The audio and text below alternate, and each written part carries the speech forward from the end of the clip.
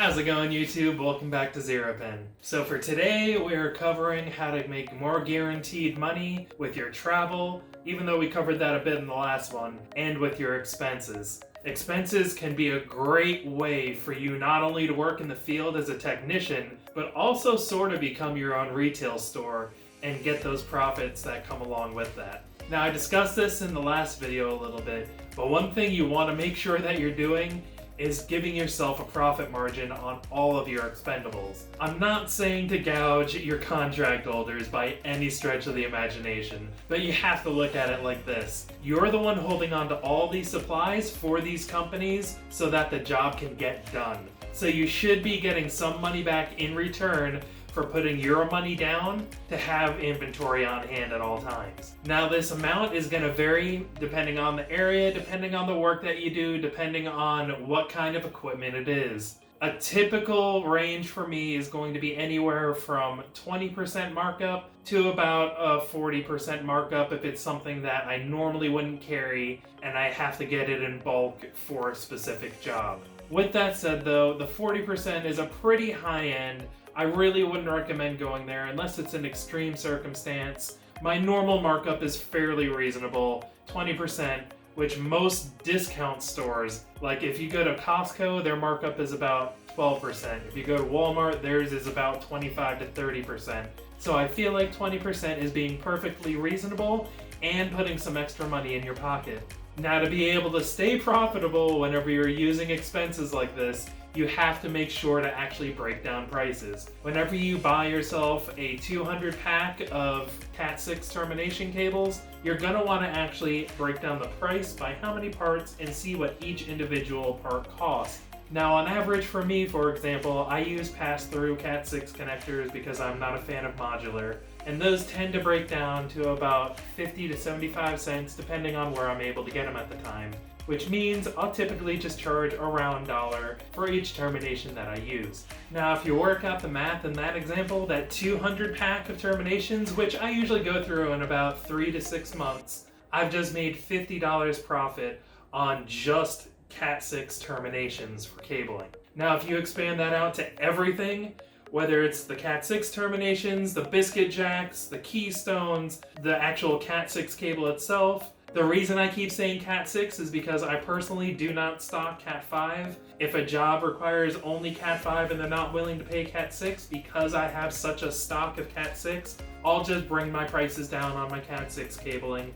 It won't give me as high as a profit margin, but I'm still profitable with it. With that, if there's no stipulations on which cable is to be used to run a data cable, I will always use Cat6. I'm just personally a firm believer in the fact that Cat6 is so much more durable than Cat5, especially whenever it comes to the cheaper stuff that they'll usually try to have you use on these commercial jobs. I am not at all a fan of how easy the cheaper cabling crimps and twists and breaks and tears. I'm not a fan of it, so I tend to only use Cat6 purely for a durability standpoint. That way I can stand behind my work and I'm much less likely to be called out for a warranty job. No, I've never been called out for a warranty job, meaning that I did work and something went wrong so I had to go back out. But I'm also trying actively in every material that I use to never have to do that. And buying that in bulk, it's really not that much more expensive than Cat5 in the first place. Now, with all the Cat6 stuff out of the way, you also have Velcro straps for cable management, zip ties for cable management, and cable mounting whenever you're doing drop ceiling work. So always have zip ties and Velcro straps, no matter the job. You never know when they're going to come in handy.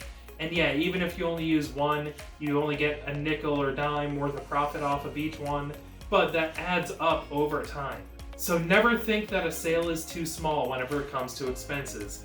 That one zip tie per job not only makes that job site's cabling that much nicer, but it also increases your revenue for the year. You have to look at it in the grand scheme of things. You can't just say, oh, okay, well, for this one job I only made a nickel extra with that zip tie, I'm not going to bother charging for it. So if you compound that, that is quite a bit of money. Don't sell them at cost. Don't forget to expense them. Always expense every zip tie, Velcro strap, anything you use. Moving back on, even screws that you use to mount things on walls, toggle bolts that you use for mounting, Any HDMI or DisplayPort cables, patch cables, power cables, if for whatever reason a power cable wasn't sent with a server or some sort of infrastructure that you're installing. I've had that happen actually several times. So a power cable you can get for a few dollars online, that's one of those situations where I would charge 50%.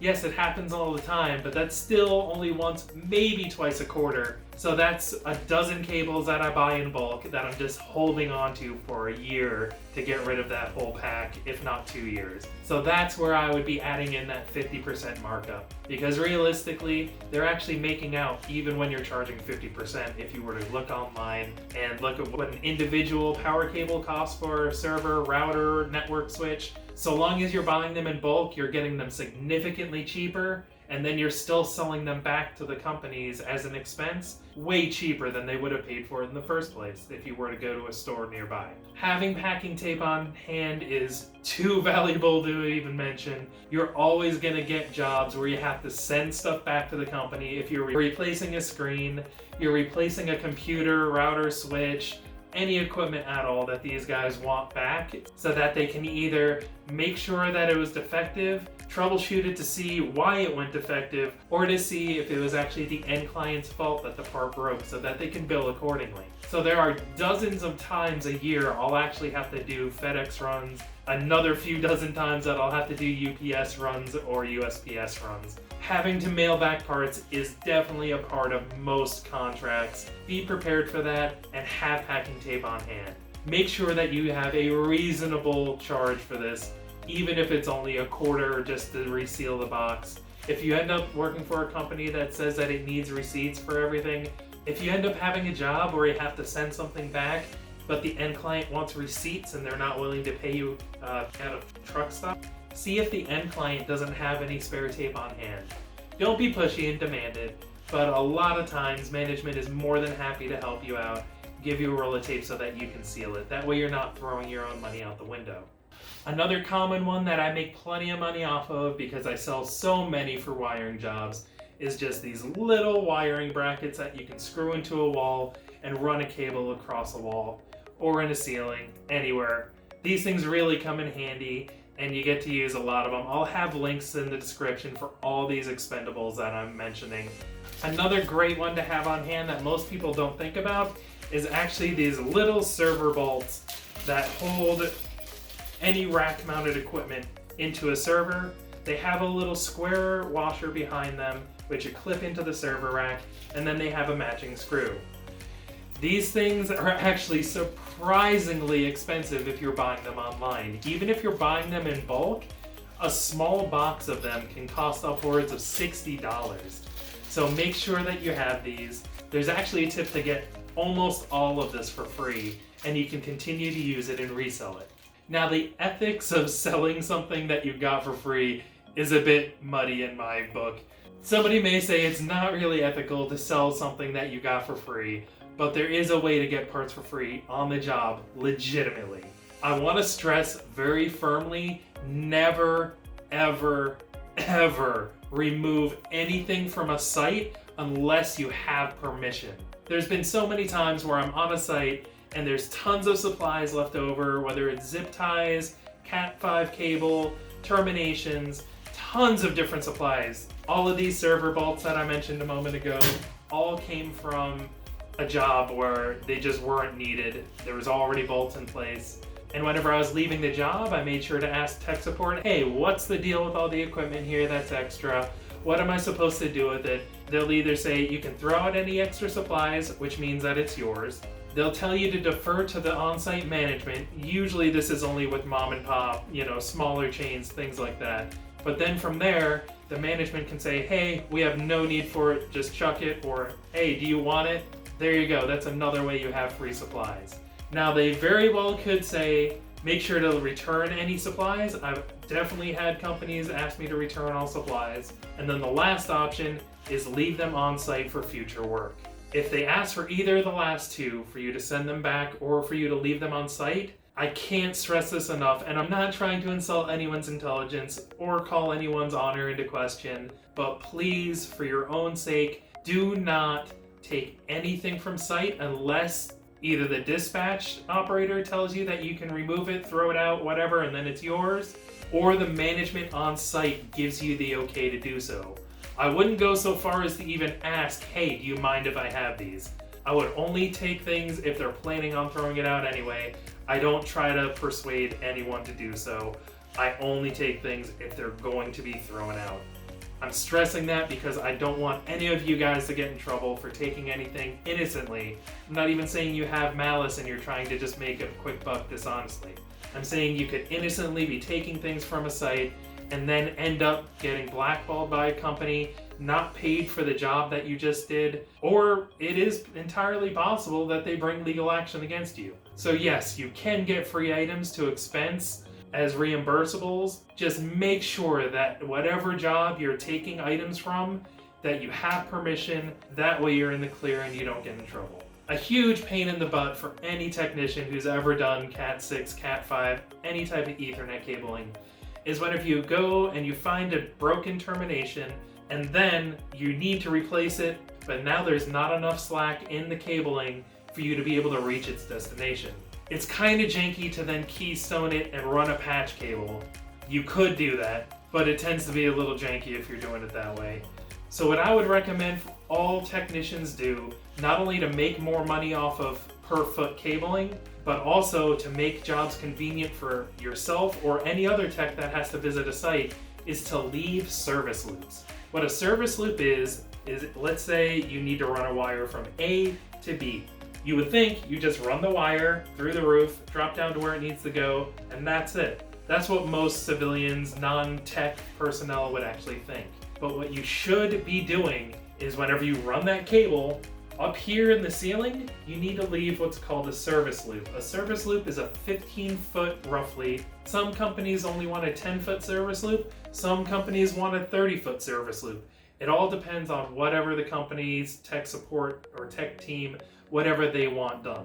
But I've yet to run into a company that doesn't want service loops done, and this benefits you greatly. So let's say it's a company that does a 15-foot service loop. You've run your wire, you have a service loop that's 15 feet of cabling that you now get to bill for at your profit margin, run it over, and then on the other end, there should be another service loop, and then drop down to your final destination.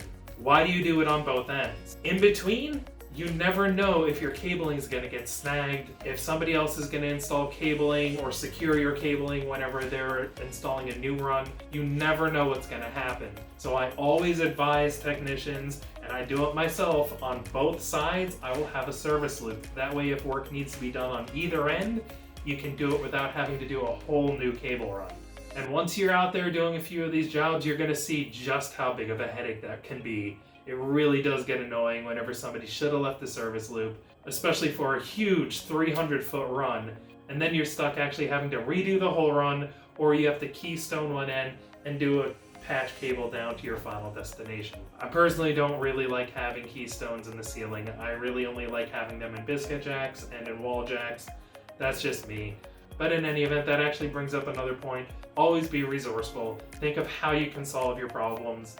And sometimes the best way to do something isn't necessarily going to be the most profitable for you, but it behooves you to do things the best possible way, not the most profitable way, because these companies don't like hiring the technicians that cost them absurd amounts of extra money per job compared to their fellow technicians who can do the job for much less. I'm not discouraging you from charging for expenses. In fact, I'm encouraging you. But just make sure that you're doing everything smartly and you're doing everything for a reason. And even whenever you check out, make sure to give your reasoning to the closeout technician. That way they know exactly what you did, why you did it, and if a future tech tries to talk badly about your work, they can see exactly what you did, they can see the photos that you submitted and why you did everything, and that bad talk won't affect your reputation.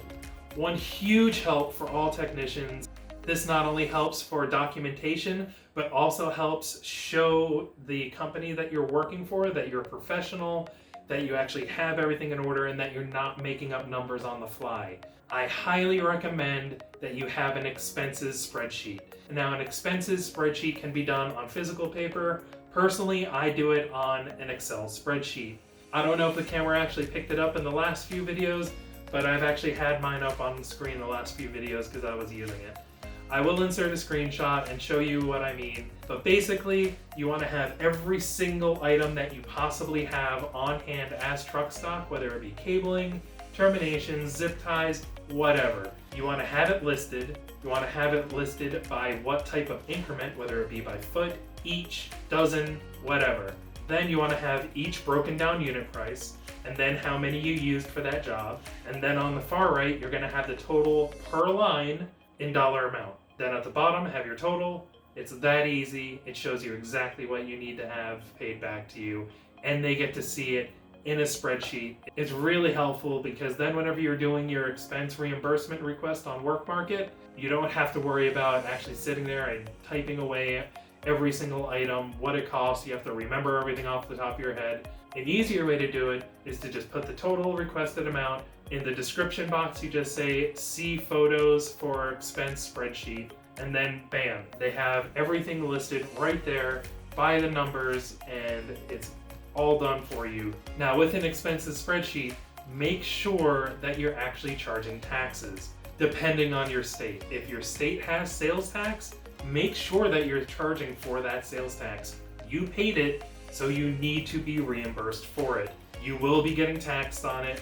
This is all going to be reflected in your taxes anyway, so just make sure that you're actually including taxes. I know for Pennsylvania, even Amazon charges me taxes whenever I order off there, so I absolutely charge taxes for all of my expenses spreadsheets. I already covered this in the last video, but I just wanted to put it out there as a reminder. Make sure you're charging for travel on every job. It doesn't matter if it's only 1 or 2 towns over, you should be billing for travel every time, because that fuel cost, that extra oil change that you have to get now every 1 month instead of every 3 months, the tire wear, the engine repair costs, the wear and tear on the value of your vehicle, all of that is adding up. And that's what that travel cost is meant to cover for you. It's supposed to cover your repairs, fuel, it's supposed to maintain your vehicle. So make sure that you're always billing for travel appropriately. As I said in my last video, my algorithm for calculating travel is 50 cents per mile.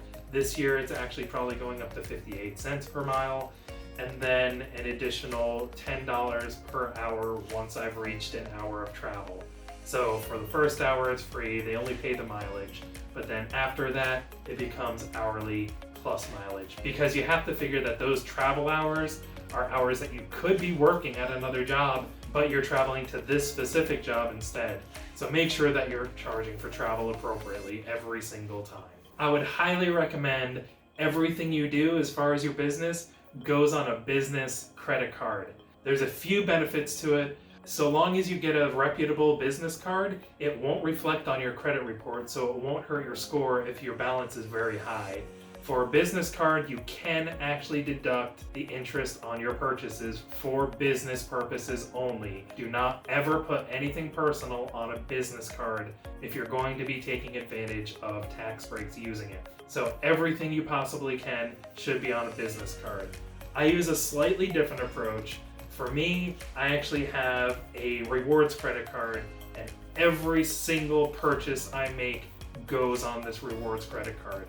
Now, once you add up all the gas, repairs, food on the road, all of your expenditures for a year, that is a lot of rewards. And there are actually business cards that have rewards as well.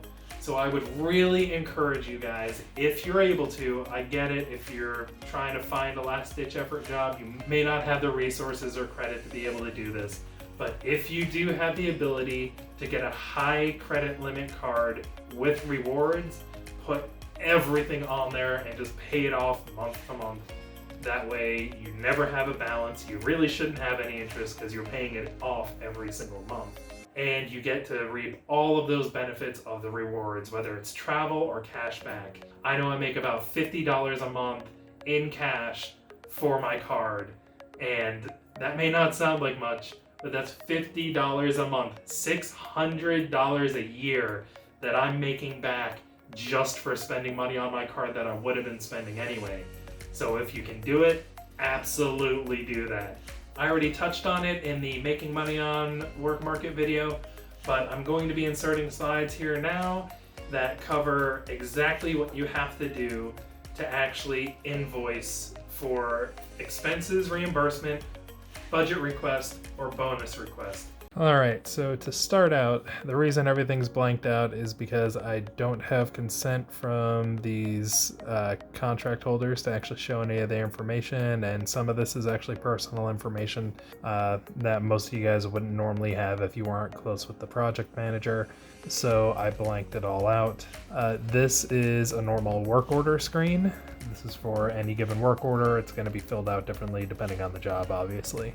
But this is where you're going to be whenever you're ready to put in your budget increase or your expense reimbursement. If you look at where the arrow is pointing, before you close out this work order, if you have any expenses or a budget increase, you click on this. It'll drop down. As you can see, you can do budget increase, but we're going to be doing this expense reimbursement request. Once you click on that, this screen will pop up, and it's really easy. All you have to do, as I said with the spreadsheet, was enter in the amount right there. And then once you entered in the amount, you just type down here, see spreadsheet provided in the uploads. Bam, you're back on here, and above where it says assignment and messages, there'll actually be a box showing you what you've written, how much the expense is for. That way you know that it worked. So if you don't see it pop up underneath the label of the work order and above assignment and messages, then you probably didn't do it right, so make sure that you see that. And now that you've seen that, remember, every single time you have a budget increase, you have an expense request, make sure you add those into your work order before you close it out. Once you've closed it out, companies are not obliged to actually reimburse you. So make sure you do that. I've actually had companies help me out and reimburse me, whether it's opening up a new work order and just making it expenses and closing it out for me, invoicing me, allowing me to invoice them, or just paying me higher on the next job, or even giving me another job in return. So there's a lot of options, and again, they're not obligated to do this. So please don't bank on companies being willing to do you favors if you accidentally close it out. You should make sure that you're taking care of it, that way they don't have to worry about it. Now, expenses is not just supplies that you're selling back to the customers to make a small profit on. It's also making sure that if you can, you eat breakfast before you leave in the morning, you took a lunch with you, you brought reusable bottles of water and filled them up at home before you ever left. Your expenses are your fuel, everything involved in your workday, including food. Make sure that you bring snacks, you eat at home as much as possible. Eating out is a very costly endeavor. It is not worth the extra money. Yeah, it can be convenient, and if you're doing a very long distance trip, I get it. I've absolutely expensed food whenever I'm out on the road for a prolonged period of time. But if at all possible, you should really be bringing your own food, your own drinks, buy it in bulk, that way it's cheaper. Just a small example, if you're a soda drinker, you go get a 12-pack from Walmart of cans, that can only cost you 20 cents. Whereas whenever you are out there, it can cost 50 cents to $1 just for that can, depending on where you are at a vending machine. So always buy in bulk if you can and bring it with you. Try to take care of every expense possible. There's one final part to this video, which is avoiding getting stuck with expenses that you can't get reimbursed for. A reality of WORKMARKET or any work platform, Field Nation, whatever, is jobs can be canceled. Make sure you're getting your supplies far enough in advance that you'll definitely have them for your job, but not so far in advance that you can't return them. I've had a job that had me custom order cabling, power strips, all sorts of equipment for this job to fully renovate the front counter of a store. And then I get there and they didn't need any of it, not a single thing. So if I hadn't have waited until a week before to get all the products, even though I had accepted the work order months in advance, then I would have been stuck with over $500 in unused expenses. That's enough to completely destroy your profit from all of your expenses for a year, depending on how much you're selling. So make sure you only buy from vendors that are going to accept your returns, for one thing, because not all of them will. The little mom and pop hardware store, they might not take back that equipment that you bought from them, especially if it's for a protracted amount of time. So make sure that you're buying from a place that'll take your return easily without question. Make sure that you're not buying your merchandise too far in advance, and make sure that you even need to have that equipment. Sometimes work orders will say you need XYZ, but then you can talk to the project manager and say, hey, I have this type of cabling instead of the one that you requested. Is that fine? I would say it's actually probably a 50-50 mix on this one. Some companies are very specific with the cabling that they'll want, as far as coloring anyway. It doesn't seem to really matter what type of quality, but the coloring that they want. And then other companies will say, well, that's our recommendation, but you can use what you have on truck stock. Just keep all that in mind whenever you're actually doing any purchases in advance for jobs. So with all that, I'm closing out this video. The next one should be about on vehicles that are beneficial for work market or any gig work for that matter, what you need to know about fuel expenses, what you need to know about maintenance and repair. How much of a vehicle do you really need? Do you need to get a lease for your business, or can you buy a jalopy off the side of the road? I'm going to go over the pros, cons, what I would personally recommend, all in the next video on vehicle demands for your business. Thank you guys so much for sticking around. I do appreciate it. Please do like this if you learned anything. Please subscribe and stick around for all of my future videos, whether it's the tutorials, the equipment reviews, doesn't matter. I'm going to be doing plenty of videos on how to make your life easy as a field technician, doing work on WORKMARKET, Field Nation, and just gig work in general. So please do subscribe, like. If you gain so much benefit from these videos that you feel like you want to help me pay for this camera equipment that I'm using, because a 4K camera ain't exactly cheap, then please do go to my Patreon, patreon.com/ZeroPinLogistics. I have 3 different levels there. I'm honestly not really counting on making any money off of that, but I figure it can't hurt to ask.